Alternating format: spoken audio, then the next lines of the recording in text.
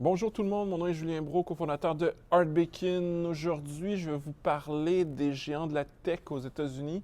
Avant d'entrer dans le cœur du sujet, par exemple, je voudrais vous dire que j'ai une offre exceptionnelle pour vous. Si vous abonnez en passant par le lien associé à la vidéo, c'est arbacon.ca/app, puis vous utilisez le promo code vidéo10. Vous allez pouvoir bénéficier de 10% de rabais sur l'abonnement à Art-Bacon.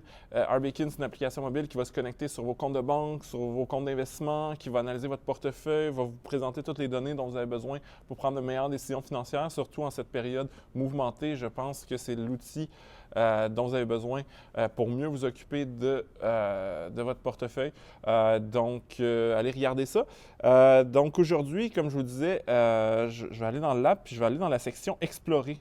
Bien entendu, on a un search engine, on a une barre de recherche qui permet de chercher n'importe quel titre ou fonds ou actions, etc. Mais on a aussi des listes d'actions FNB, modèles de portefeuille. Et on ajoute constamment des nouvelles listes.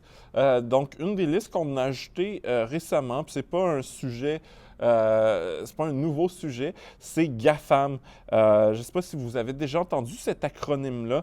Il y a beaucoup de variations de cet acronyme-là. Essentiellement, c'est un acronyme qui désigne les géants de la tech qui ont les moyens d'engager les meilleurs chercheurs en intelligence artificielle, de faire de la recherche, d'innover en technologie. Donc, GAFAM, c'est pour Google, Alphabet. Non, Google, c'est Alphabet. Google, Amazon, Facebook, Apple puis Microsoft. Donc, il y a plusieurs variations de l'acronyme. Des fois, les gens disent GAFA et ils excluent Microsoft de cette liste-là. J'ai toujours trouvé que c'était ridicule de dire que Microsoft n'était pas un géant qui innove. Microsoft met probablement 10 fois plus d'argent en recherche qu'un joueur comme Apple, par exemple. C'est juste qu'ils sont peut-être un peu moins cool, moins à la mode, mais font partie des géants dont il faut se soucier quand on regarde l'évolution de la technologie. Il y a d'autres gens qui utilisent, donc il y a des gens qui disent GAFA, donc qui excluent Microsoft. Il y a d'autres gens qui disent FANG. Et là, ils vont ajouter Netflix à ça. Netflix est quand même une compagnie de technologie, mais de plus en plus une compagnie de médias et leur nombre d'ingénieurs n'a rien à voir avec les autres. Donc, une belle compagnie technologique, Netflix, mais moi, je trouve que GAFAM est, en termes d'acronyme et de simplification, le meilleur moyen de désigner les géants qui ont les moyens de faire évoluer la technologie dans le futur. On va aller regarder quelques-uns ensemble. Puis c'est ça, l'idée, on a aussi une description de pourquoi cette liste-là dans l'application. Donc, c'est juste disponible dans l'application, pas sur le site Internet. Et essentiellement, c'est fou, là, ces compagnies-là représentent à peu près 20% de l'indice de S&P 500 et probablement un peu plus parce que ces entreprises-là se sont effondrées moins que, je dirais, la moyenne du S&P. Donc, c'est peut-être plus que 20% là, si on le recalculait aujourd'hui, right now. Donc, le premier, on l'a appelé Google, même si le nom du holding, c'est Alphabet. Donc, Alphabet, oui, ça inclut Google, mais YouTube, par exemple, est une compagnie à part. Et ils ont mis aussi, donc, il y a quelques divisions là, qui ont leur propre entité corporative. Mais c'est le bon vieux Google. Un ratio court-bénéfice de 22. Donc, contrairement aux autres titres, on ne s'est pas effondré tant que ça du côté d'Alphabet. Mais c'est une belle compagnie qui domine avec Facebook le marché de la publicité, qui a les deux moteurs de recherche les plus populaires dans le monde. Le premier étant Google, le deuxième étant YouTube, étonnamment. Peu de gens savent ça. Donc, Google qui est présent dans la plupart des domaines d'activité. Google a une division qui fait des voitures sans conducteur. Puis je trouve que c'est d'autant plus pertinent présentement avec ce qui se passe avec le coronavirus. J'ai lu un article ce matin qui disait que les camionneurs ne savent plus où aller aux toilettes. C'est rendu difficile et toute l'économie repose. Et je dis aux gens, restez à la maison. Puis faites-vous livrer l'épicerie.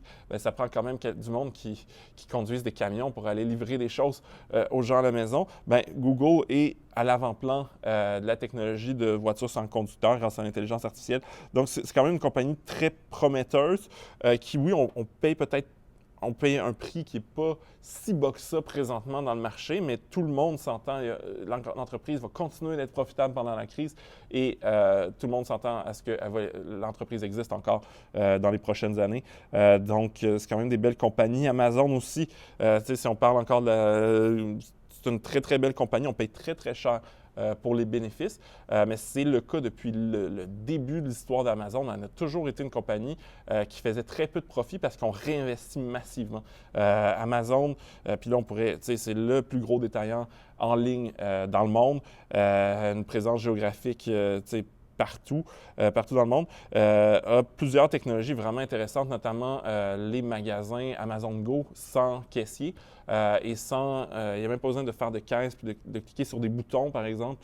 On fait juste prendre qu'est-ce qu'on veut dans le panier et on sort du magasin et on est facturé comme par magie. Donc, c'est selon moi l'avenir du détail et l'entreprise a même dit qu'elle vendait cette technologie à des marchands tiers. Donc, ils ont leur propre magasin Amazon Go, mais ils vont vendre cette technologie-là ailleurs. Puis, en fait, ça permet de magasiner sans aucun contact, même pas un contact sur une machine où on met nos doigts pour payer. Tout est automatique.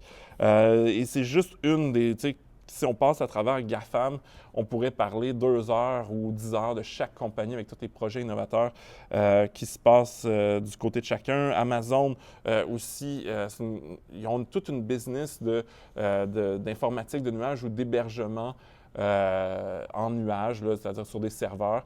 L'application Arbekin, quand vous l'utilisez, l'application va parler à nos serveurs qui sont sur Amazon Web Service, qui est une division qui est le joueur qui domine l'hébergement en nuage dans le monde, devant Microsoft, Google et IBM, là, qui sont les autres compétiteurs. Donc, et c'est un business avec des marges très, très élevées.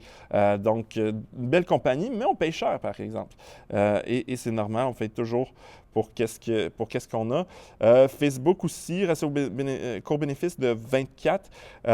Facebook aussi, pendant ce temps de crise-là, les gens passent de plus en plus de temps sur leur fil Facebook pour voir qu'est-ce qui se passe. Donc, bien positionné, domine le marché de la publicité avec Google. Puis, il y a plein de projets comme la réalité virtuelle. Donc, ils ont acheté Oculus Rift. Donc, on peut imaginer que dans le futur, un futur dystopique où tout va mal, puis il y a des zombies dans la rue, les gens se réunissent juste via des lunettes, ils sont enfermés chez eux. C'est assez triste, mais je ne sais pas, l'humeur est un peu glauque ces temps-ci. Apple, qui est un peu moins cher que les autres, a fermé tous ses magasins présentement. Les magasins Apple ont été fermés partout sauf en Chine. Et vend du matériel. Donc, c'est moins une compagnie logicielle, investit beaucoup moins en recherche. Par contre, on paie un peu moins cher, 19 fois les profits. Les marges sont meilleures que les autres, mais ce n'est pas l'entreprise qui m'excite le plus dans la liste. Moi, entre Apple et Alphabet, ça ne me dérange pas de payer un peu plus cher puis d'acheter du Alphabet.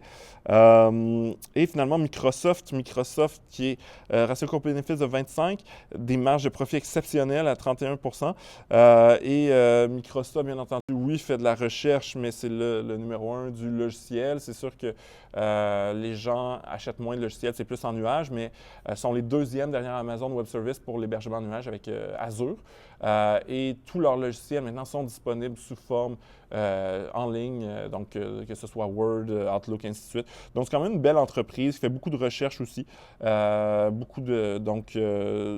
Toutes des belles compagnies. On paye un peu plus cher que si on achète des compagnies plus affectées présentement, parce que les prix ont vraiment chuté. Les prix ont moins chuté, mais ça reste toutes des belles entreprises qui vont être là dans les prochaines années, puis qui vont continuer d'innover, puis prendre une partie de l'argent qui va se faire en innovation, parce que c'est des entreprises qui innovent beaucoup.